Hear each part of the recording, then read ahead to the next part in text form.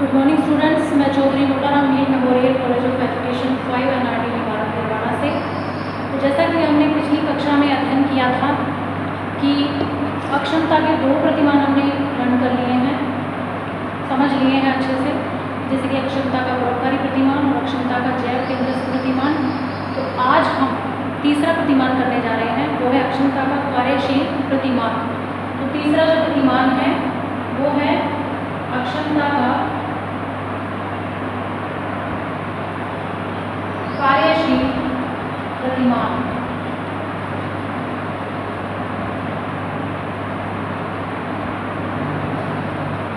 देखिए, कार्यशील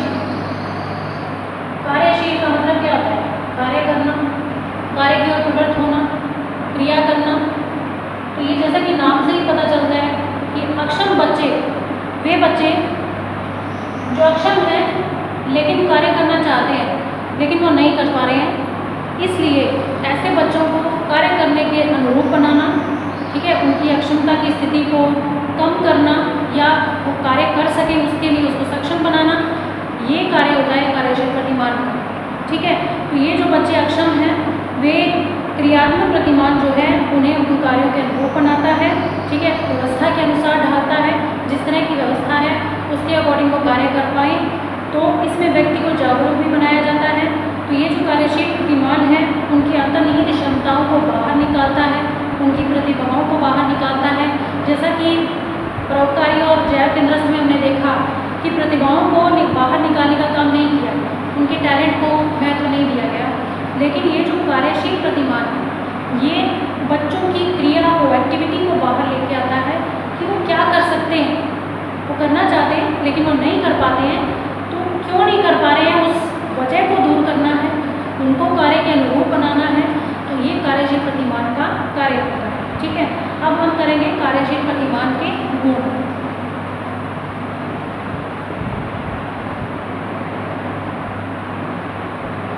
कार्यशील प्रतिमान के गुण, इसका जो पहला गुण है, कार्यशील प्रतिमान का जो पहला गुण है वो है जागरूकता का विकास।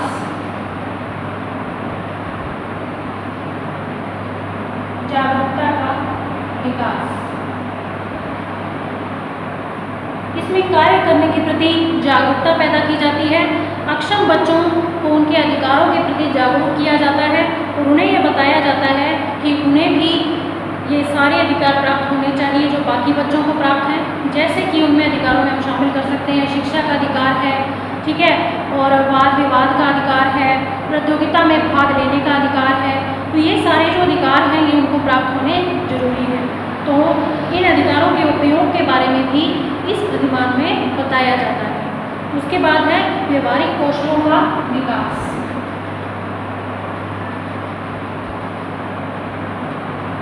व्यवहारिक कौशलों का विकास, अब बच्चे में व्यवहारिकता तो है लेकिन उसको उपयोग में कैसे लाना है ये इस प्रतिमान में बताया जाता है। जैसे कि हर समस्या का समाधान करने के लिए बच्चे को तैयार किया जाता है। जैसे एक बच्चा जो है न्यू एडमिशन लिया है, उसने नया स्कूल है उसके लिए, तो वो नए स्कूल में सभी बच्चों के साथ, शिक्षक के साथ, ठीक है, प्रधानाचार्य प्रिंसिपल के साथ उसको किस तरह से समायोजित होना है, किस तरह से अपने आप को एडजस्ट करना है उस विद्यालय के पर्यावरण में, विद्यालय के एनवायरनमेंट में उसको किस तरह से रहना है और सबके साथ किस तरह की सहयोग की भावना उसको रखनी है। तो ये सब चीज़ें जो हैं इस प्रतिमान के अंतर्गत उसको समझाई जाती हैं, जिससे कि वो बच्चा नए पर्यावरण में अपने आप को नए वातावरण में आसानी से ढाल सके। ठीक है, तीसरा जो पॉइंट है वो है आत्मविश्वास का विकास।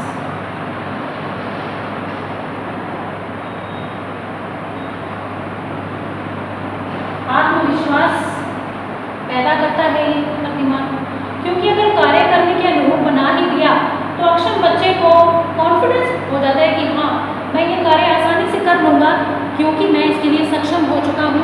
जैसे कि जैव केंद्रस्थ में हमने देखा कि आप उन बच्चों को जो धार्मिक संस्थाएं हैं परोपकारी प्रतिमान में, वो बच्चों को जो है साथ सारथी है या फिर व्हील चेयर है, आप उस पर बैठ कर बाहर जा सकते हैं, अपने लिए कोई व्यवसाय ढूंढ सकते हैं, कोई रोजगार ढूंढ सकते हैं। ऐसा नहीं करते। लेकिन इस प्रतिमान में क्या होता है कि उनको साधन भी उपलब्ध करवा दिए जाते हैं और उनको ये अवसर दिया जाता है कि वो बाहर निकल कर अपने लिए ट्राई कर सकें कि वो कौन सा व्यवसाय आसानी से कर पाएंगे। ठीक है, तो इसके लिए उनमें आत्मविश्वास का विकास करता है ये प्रतिमान। चौथा जो है सिद्धांत एवं व्यवहार का समन्वय। सिद्धांत एवं व्यवहार का समन्वय। देखिए, सिद्धांत बनाए जाते हैं लेकिन जरूरी होता है उनको लागू कर व्यवहार में लाना। तो ये सिद्धांत जो है इस प्रतिमान में जब बनाए जाते हैं जो सिद्धांत, तो उनको व्यवहार में भी लाया जाता है। तो सिर्फ बच्चों को उनके अधिकार और सिद्धांतों के बारे में ज्ञान ही नहीं दिया जाता, बल्कि उनका प्रयोग कैसे करना है वो भी बताया जाता है, प्रैक्टिकल करके दिखाया जाता है। तो ये प्रतिमान जो है हर तरह से संभव प्रयास करता है बच्चों को आगे ले जाने के लिए। ठीक है, नेक्स्ट जो है वो है क्रियाशीलता का विकास। क्रियाशीलता का विकास तो इसमें होता ही है, ये तो नेचुरल बात है कि नाम ही इसका कार्यशील प्रतिमान है। तो क्रियाशीलता का विकास तो अपने आप ही होगा, बच्चा एक्टिव हो जाएगा। ठीक है, उसकी क्रिया शक्ति जो है बाहर निकल कर आएगी, तो हर उस गतिविधि में वो भाग ले पाएगा जो कि सुनिश्चित की जाती है विद्यालय द्वारा या फिर समाज द्वारा। ठीक है, नेक्स्ट है तर्क एवं चिंतन का विकास। तर्क एवं चिंतन का विकास। तर्क एवं चिंतन, सोचने समझने की क्षमता जो हर बच्चे में होती है, अक्षम बच्चों में भी होती है, लेकिन जरूरी होता है उस भावना को बाहर लेके आइए कि आप कोई भी कार्य कर रहे हैं तो आप उसको सोच समझ के कीजिए कि इस कार्य को अगर मैं इस समय पर कर लूँगा तो शायद दूसरे समय में मैं दूसरा कार्य कर पाऊँ। जैसे एक गांव का बच्चा है, गरीब है, वो विद्यालय भी जाना चाहता है और उसका घर का काम भी करना है, तो इसके लिए वो क्या करेगा, वो घर का गृह कार्य होगा स्कूल का, वो ऐसे समय में करेगा जब उसको स्कूल नहीं जाना होता है, स्कूल का समय नहीं होता तब वो कर लेगा। ठीक है, फिर वो घर पे आके घर का काम कर लेगा। तो इस तरह से वो एडजस्टमेंट बिठा लेगा। ठीक है, जो कार्यों का बैलेंस है वो बना लेगा। उसके बाद जो नेक्स्ट है संघर्ष शक्ति का विकास।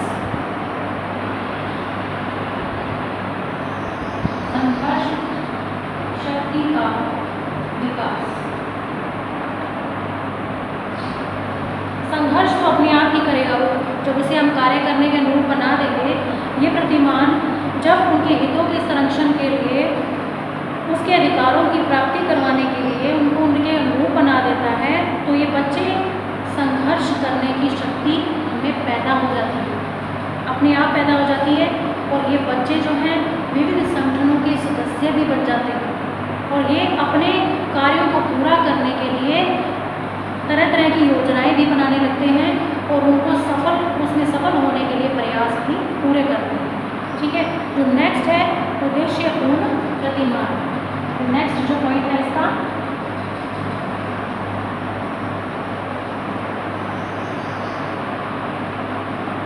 उद्देश्यपूर्ण प्रतिमान।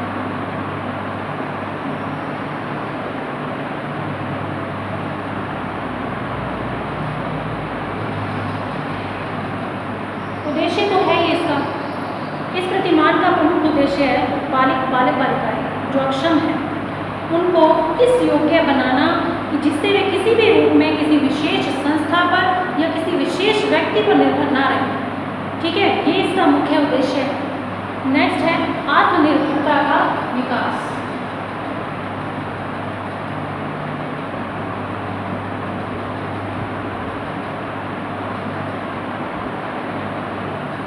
सेल्फ डिपेंडेंट बनेंगे, अपने पैरों पर खड़े होंगे, अपना व्यवसाय स्वयं चुनेंगे, अपने जो भी कार्य हैं चाहे वो कठिन है चाहे वो सरल है वो स्वयं करेंगे।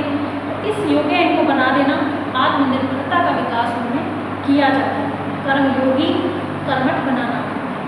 ठीक है, लास्ट है आधुनिक व्यवस्था के अनुरूप। आधुनिक व्यवस्था के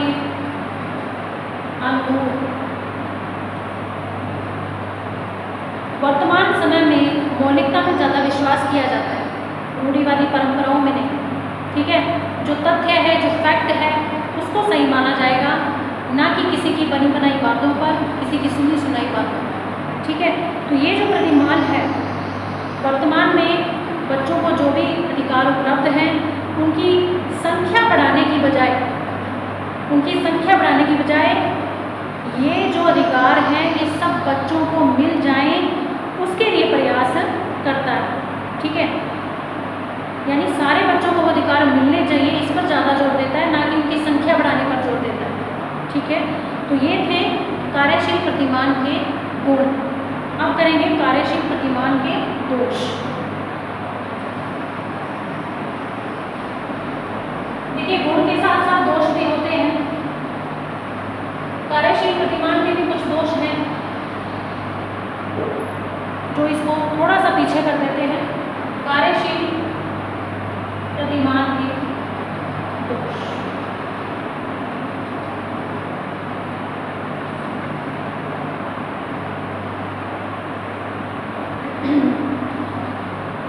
कार्यशील प्रतिमान में जो दोष है, सबसे पहला वो है कि इसमें अधिकारों को प्राप्त करने की व्यवस्था का संकेत तो किया गया है, लेकिन नए अधिकारों के सृजन की बात नहीं करी।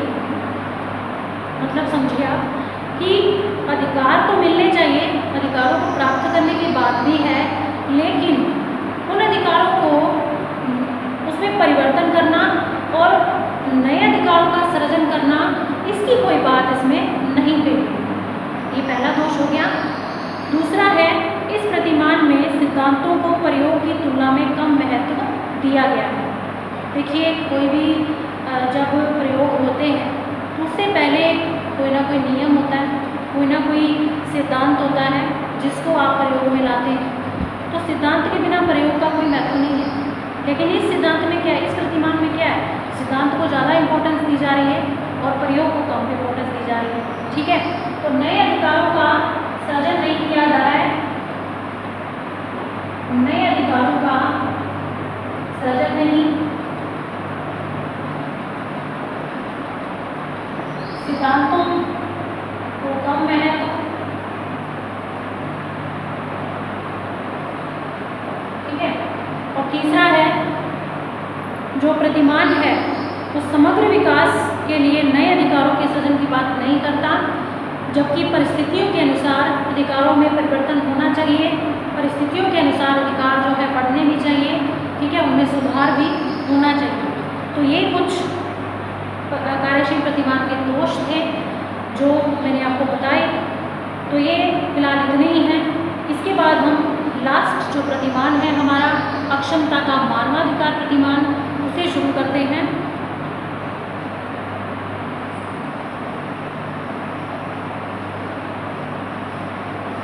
देखिए, मानवाधिकार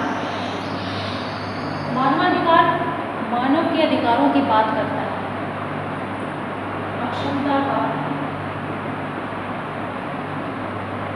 मानवाधिकार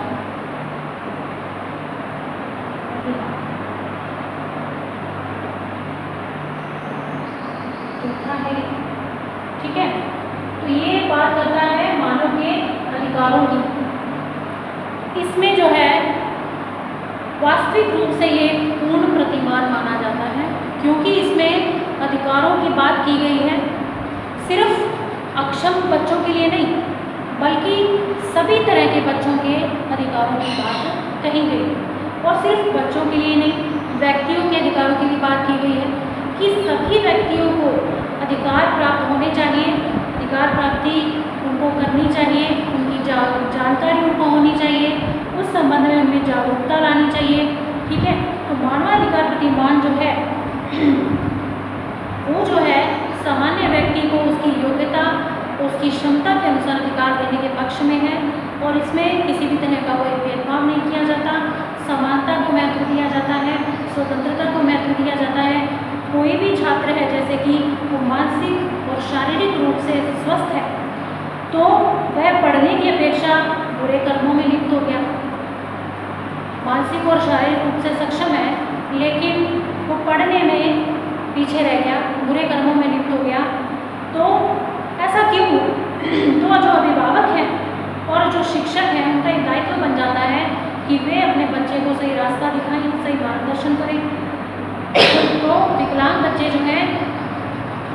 जब तक कि उनका सर्वांगीण विकास ना हो जाए तब तक उनको अधिकार प्रदान करना जरूरी है। तो यह प्रतिमान जो है व्यक्ति को पूर्ण बनाने का प्रयास करता है, उनको पूर्ण अधिकार देने के पक्ष में है और किसी भी प्रकार की अपूर्णता को ये प्रतिमान जो है अक्षमता ही मानता है।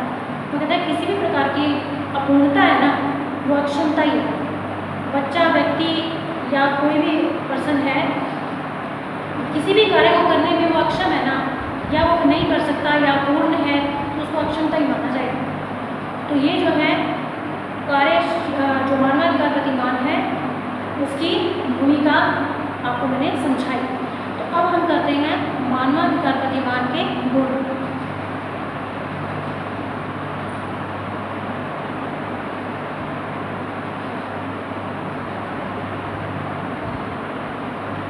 मानवाधिकार प्रतिमान के गुण।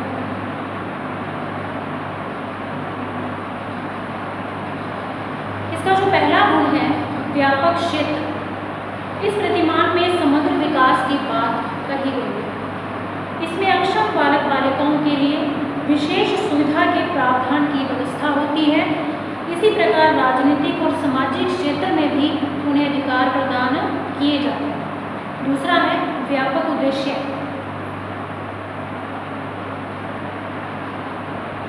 व्यापक क्षेत्र पहला पॉइंट है। नेक्स्ट है व्यापक उद्देश्य।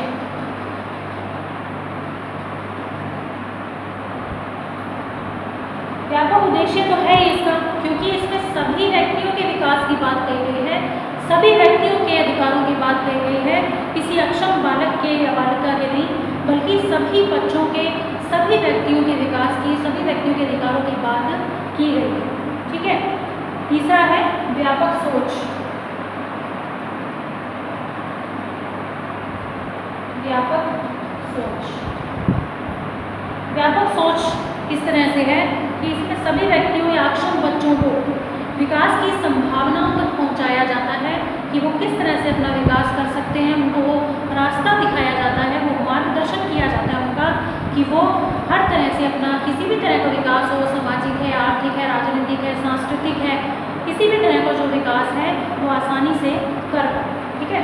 तो जो चौथा इसका गुण है वो है सर्वांगीण विकास की बात इसमें कही हुई है। चौथा है सर्वांगीण विकास। सर्वांगीण विकास की बात इसमें कही गई है क्योंकि इसमें हर तरह के विकास की बात है, जैसे कि शिक्षा के लिए, खेल संबंधी, पाठ्यक्रम से आगामी क्रियाओं संबंधी। तो किसी भी तरह का इसमें जो व्यवस्था है वो इसमें लागू की गई है कि हर तरह की जो जानकारी है बच्चे को होनी चाहिए। प्रत्येक बालक को शिक्षा का अधिकार, बाल अधिकार, हर तरह के अधिकार उसको प्राप्त होने चाहिए। नेक्स्ट है सार्वभौमिक विकास। सार्वभौमिक विकास। सार्वभौमिक विकास का मतलब होता है हर तरह से विकास की संभावनाएं। ठीक है। ये सिर्फ किसी एक देश के लिए नहीं होती है मानवाधिकार प्रतिमान, पूरे विश्व के लिए है, पूरे विश्व के लोगों के लिए है, उनके अधिकारों की बात करता है। और पिछड़े बालक बालिका, वंचित बालक जो होते हैं उनके द्वारा अपना विकास इसके द्वारा किया जाता है। उसके अलावा समग्र राष्ट्र के विकास में ये बच्चे सहयोग देते हैं। तो हर तरह के बच्चे का जो है इसमें अधिकार की बात कही गई है, क्योंकि प्रत्येक व्यक्ति, प्रत्येक बच्चा, प्रत्येक अक्षम बच्चा जो है राष्ट्र के विकास में अपना सहयोग दे सके, इसके लिए ये प्रतिमान कार्य करता है। नेक्स्ट है सामाजिक पुनर्वास की व्यवस्था।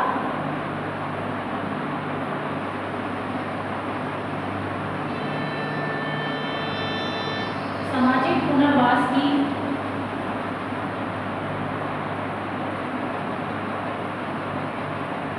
व्यवस्था समाज में बच्चों को एक स्थान दिलवाता है, क्योंकि बच्चे समाज का अंग है, बच्चे समाज से दूर नहीं रह सकते। इसलिए इसमें किसी भी प्रकार के शोषण से बच्चों को बचाया जाता है। ठीक है। उनको उनका हक दिलवाया जाता है, समाज में एक उचित स्थान मिलता है। नेक्स्ट है सार्वभौमिक उन्नयन की बात की गई है।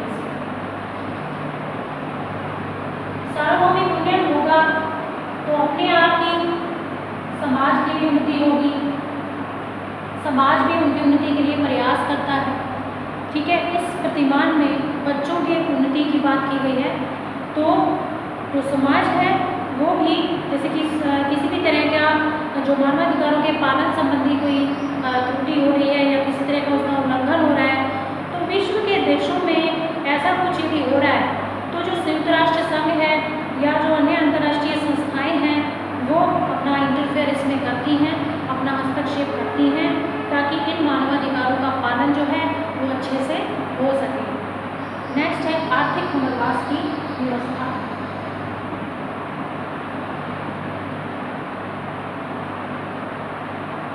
आर्थिक पुनर्वास की व्यवस्था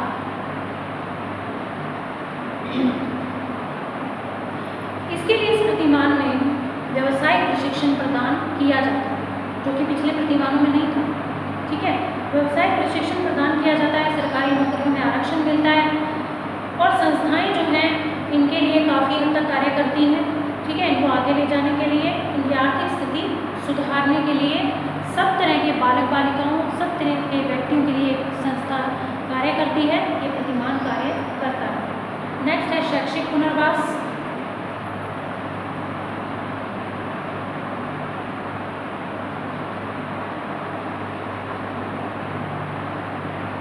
शैक्षिक पुनर्वास बच्चों के लिए निःशुल्क और अनिवार्य शिक्षा की बात की गई है। ठीक है, ये मुख्य धारा है जिससे जोड़ने का प्रयास ये प्रतिमान करता है। निःशुल्क व अनिवार्य शिक्षा से की मुख्य धारा से जोड़ने का ये काम करता है और बच्चों को हर तरह से शिक्षा प्रदान करने को महत्व देता है। ठीक है, 10वां है सार्वभौमिक समानता की व्यवस्था।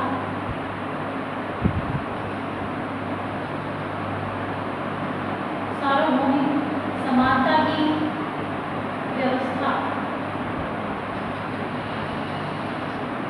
ये प्रतिमान सार्वभौमिक समानता की बात करता है क्योंकि प्रजातांत्रिक देश है हमारा, उसमें समानता, स्वतंत्रता, बंधुत्व की भावना को महत्व दिया जाता है। उसी तरह से ये जो प्रतिमान है किसी भी तरह से जाति, धर्म, लिंग के आधार पर भेदभाव नहीं करता। नेक्स्ट है सार्वभौमिक स्वतंत्रता। सार्वभौमिक स्वतंत्रता, इसमें जो व्यक्ति है वो देश का नागरिक जब बन जाता है तो देश का नागरिक बनने के पश्चात वह दूसरे व्यक्ति के समान ही स्वतंत्रता प्राप्त करने का अधिकार रखता है। ठीक है, तो इसमें सार्वभौमिक स्वतंत्रता की बात की गई। तीसरा जो 12वां है समसामयिक प्रतिमान।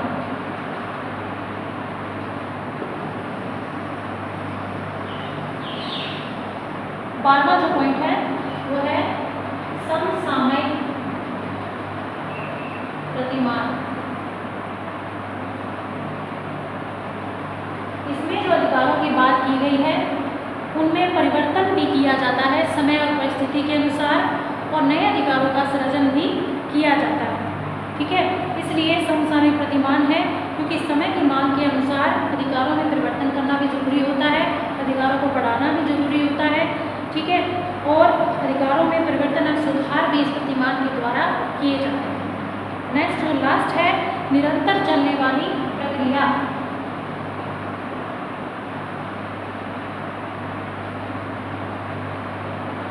निरंतर चलने वाली प्रक्रिया, ये सिद्धांत जो ये प्रतिमान जो है निरंतर चलने वाली प्रक्रिया पर जोर देता है क्योंकि राष्ट्र द्वारा अपनी अपनी समस्याओं के समाधान हेतु, मानव कल्याण हेतु अधिकारों की व्यवस्था की जाती है। ठीक है, मानवाधिकारों में निरंतर रूप से सुधार होते रहना चाहिए, परिवर्तन होते रहने चाहिए। ठीक है, समय और परिस्थितियों के अनुसार। तो इस तरह से ये निरंतर चलने वाली प्रक्रिया पर जोर देता है कि अधिकारों में समय समय पर परिवर्तन होते रहने चाहिए। इस तरह से हम देखते हैं कि जो मानवाधिकार प्रतिमान है वो हर व्यक्ति को, हर बच्चे को, ठीक है, जो है सक्षम, जागरूक और कुशल बनाने की कोशिश करता है और उनके अधिकारों को दिलाने की बात करता है। तो इसलिए इसके जो गुण हैं वो ज़्यादा हैं। इसके अब चलते हैं दोष की ओर। तो इसके कुछ दोष भी हैं जो मानवाधिकार प्रतिमान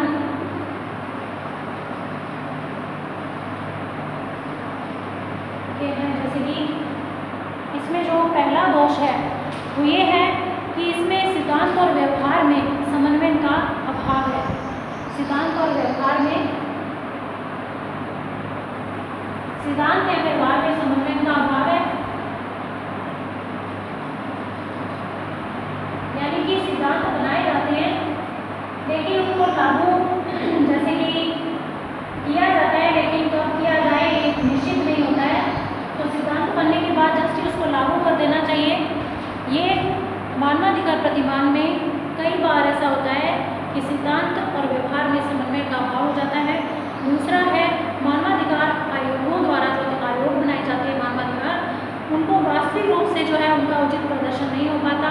वे जिस तरह के सिद्धांत बनाते हैं उनको उस रूप में लागू नहीं करते हैं, उनमें फेरबदल कर दिया जाता है। तीसरा है आयोगों के पास शक्ति की कमी होती है।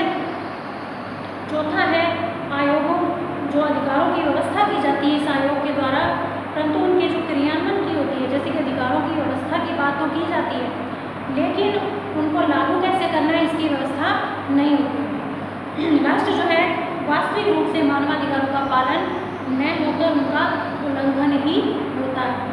इस तरह से मानवाधिकार जो प्रतिमान है उसके कुछ गुण भी हैं और कुछ दोष हैं जो माइनर से हैं, तो ज़्यादा महत्व नहीं रखते हैं, क्योंकि जो मानवाधिकार प्रतिमान है वो अपने आप में सभी प्रतिमानों से श्रेष्ठ माना जाता है, पूर्ण माना जाता है, क्योंकि ये सबके अधिकारों की बात करता है। ठीक है, तो इसमें जो है अभी तक आपने चारों प्रतिमानों को पढ़ लिया है, समझ लिया है और उनमें डिफरेंस को देख लिया है, समझ लिया है, गुण दोष जान लिए हैं। तो अब हमारा जो है यूनिट फर्स्ट का जो पहला टॉपिक है वो यहाँ पे कंप्लीट हो जाता है। अब जो इसका जिसकी जो नोट्स की PDF है वो आपको सेंड कर दी जाएगी। इसको आपने अच्छे से पढ़ना है, सारे प्रतिमानों को जितने भी टॉपिक इसमें क्लियर करे हैं वो आपने अच्छे से इनको पढ़ना है, समझना है, याद करना है और उम्मीद है कि आपको अच्छे से समझ में आज आ गया होगा। तो नेक्स्ट जो यूनिट का टॉपिक है वो हम नेक्स्ट कक्षा में इसकी चर्चा करेंगे। तो फिलहाल आप घर पर रहें और सुरक्षित रहें। धन्यवाद।